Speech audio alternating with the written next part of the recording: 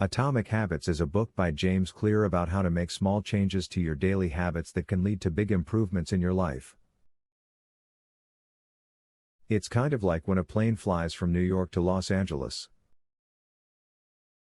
If the plane is just a tiny bit off course at the start, it can end up in a completely different place than where it was supposed to go. The same goes for our habits.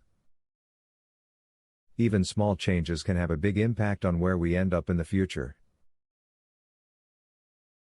In the book he talks about how it's usually not the big and impressive changes that lead to success.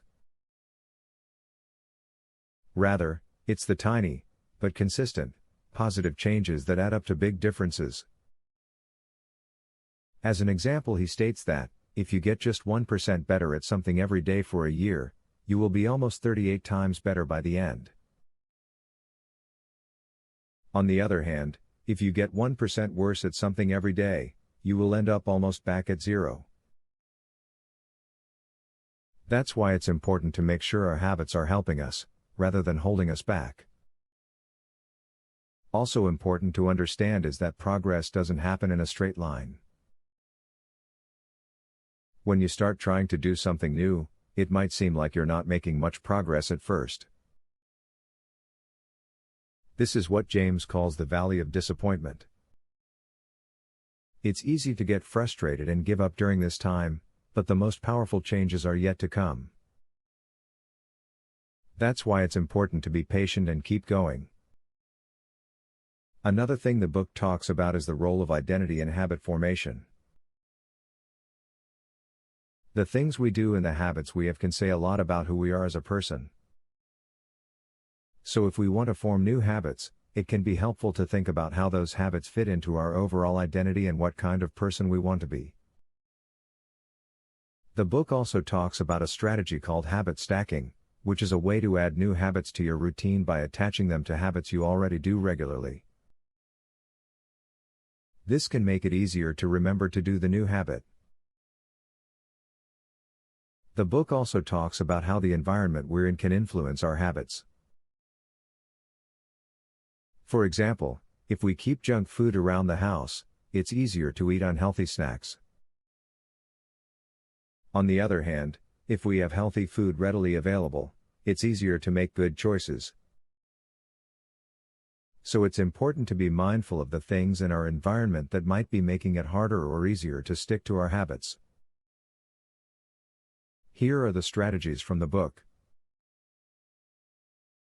Make it easier to perform good habits and harder to perform bad habits, by adjusting your environment and changing the cues and rewards associated with your habits. Habit stacking. This involves attaching new habits to existing habits in your routine, which can make it easier to remember to perform the new habit. Identity-based habits. Instead of focusing on specific goals, focus on the kind of person you want to be and let your habits reflect that identity. The 1% rule. Aim to improve by just 1% every day, as these small improvements can compound over time and lead to significant progress. The 20 seconds rule. Make it easy to start a new habit by reducing the time and effort required to perform it. Use the 2-minute rule. Make a new habit so easy that it can be completed in 2 minutes or less. Use temptation bundling. Pair a good habit you want to do with a pleasurable activity that you enjoy. Use the funnel of causality. When trying to change a habit, focus on changing the first and most important step in the process, as this can have a cascading effect on the rest of the behavior. Use implementation intentions. Specify in advance when, where, and how you will perform a new habit. Use the strategy of priming. Precede a good habit with a related action or thought, which can increase the likelihood of performing the habit. So in summary, this is how to build a habit.